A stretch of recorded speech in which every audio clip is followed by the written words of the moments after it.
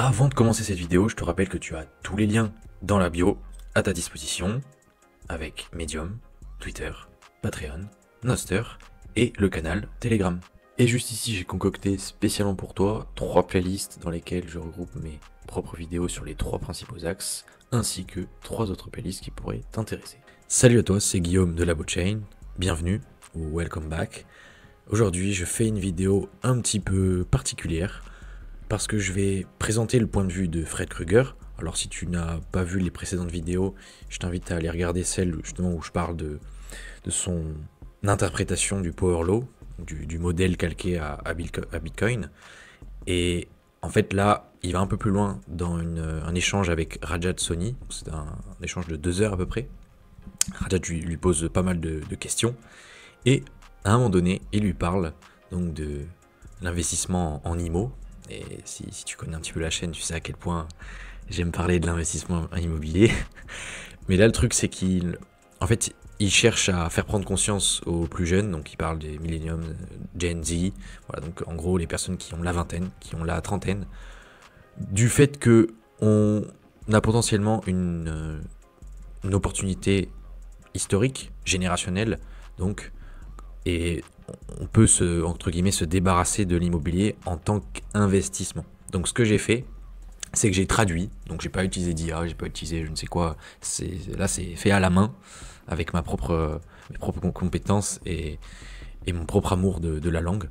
Donc j'espère que ce court extrait de l'échange te plaira, et j'espère qu'il t'inspirera, j'espère qu'il te motivera à faire tes propres recherches aussi sur le sujet, et à comprendre pourquoi Bitcoin est plus intéressant que l'immobilier sur tous les points, sur tous les aspects, hormis évidemment le côté utilitaire, parce que on peut avoir 100 millions de Bitcoin, oh non, c'est pas possible. On peut avoir 20 999 900 et quelques Bitcoin, ça ne servira pas à s'abriter. Alors si, on pourrait effectivement acheter, je pense, une maison ou deux, mais en soi, ça ne servira pas à s'abriter, ça ne servira pas à se loger. Et donc pour rappel, Fred Krueger, c'est un mathématicien reconnu pour son expertise en cryptographie et sa vision unique de Bitcoin. Son parcours l'a amené à étudier la blockchain dès ses débuts, et il est rapidement devenu une voix respectée dans l'univers des cryptoactifs. Il voit le Bitcoin sous l'angle des mathématiques pures, parce que c'est un mathématicien de formation, notamment à travers la cryptographie donc, et la théorie des nombres, les algorithmes aussi qui assurent sa sécurité. Donc il considère Bitcoin non seulement comme une monnaie, mais comme une avancée aussi technologique majeure. C'est aussi un trader, et il a fait carrière aussi dans le trading. Il a publié aussi plusieurs recherches sur la sécurité des réseaux décentralisés et a contribué à rendre Bitcoin plus compréhensible grâce à ses conférences, ses formations, son activité sur Twitter. Parce que je le suis, j'aime beaucoup ce qu'il dit en général, et ses vidéos YouTube. Donc ses travaux ont renforcé finalement la sécurité et la compréhension de Bitcoin, et je pense qu'il continuera à le faire tant qu'il est là, quoi. Allez, sur ce, c'est parti. You know, real estate, you know, I have some real estate, you know, and I'm sort of looking at buying another piece of real estate, not as an investment, but just because I kind of like, I wouldn't mind having an apartment in Paris. Okay. Why? Yeah. Because I like going to Paris. I like having my own apartment in Paris. And you know, it would make it, you're not living forever. So, you know, whatever. Yeah. So, you know, it's nice having real estate. If I was really young starting out, that would be the last thing I would try to do, right? Yeah. If I was young right now, if I was a millennial, yeah, or a Gen Z, you know, and I'm sitting there going, I got to save up for a house, I'd be like, wrong idea. You know what I mean?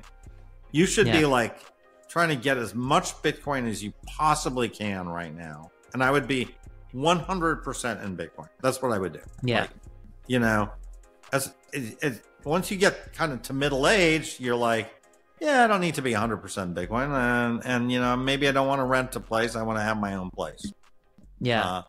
But, you know, I think for young people right now, it's very clear that, you know, the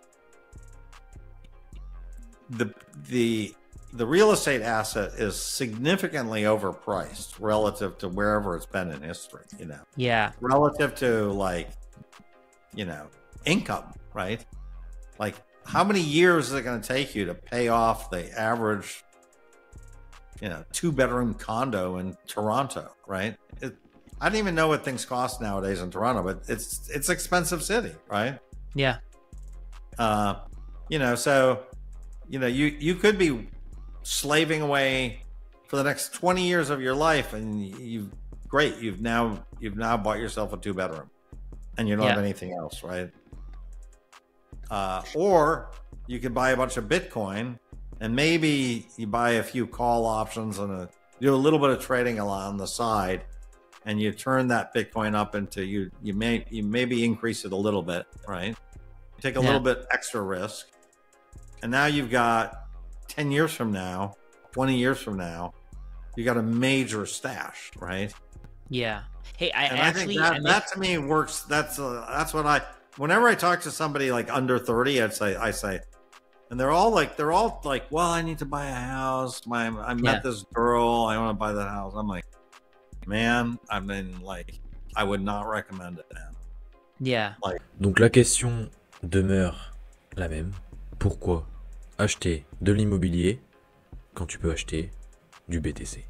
Je ne sais pas, donc si toi tu comprends pourquoi il y a encore des gens qui achètent de l'IMO plutôt que du BTC alors que ces personnes ont la vingtaine, voire même la trentaine, et je pense que même lors de sa quarantaine, on peut quand même se focaliser sur BTC. N'hésite pas à le mettre en commentaire, j'aimerais bien comprendre. Bon, je pense que je comprendrai jamais, mais c'est pas grave. On pourra toujours avoir un échange intéressant. Et si t'es pas d'accord avec Kruger, si t'es pas d'accord avec moi, n'hésite pas à me le faire savoir. Je reste ouvert à la discussion.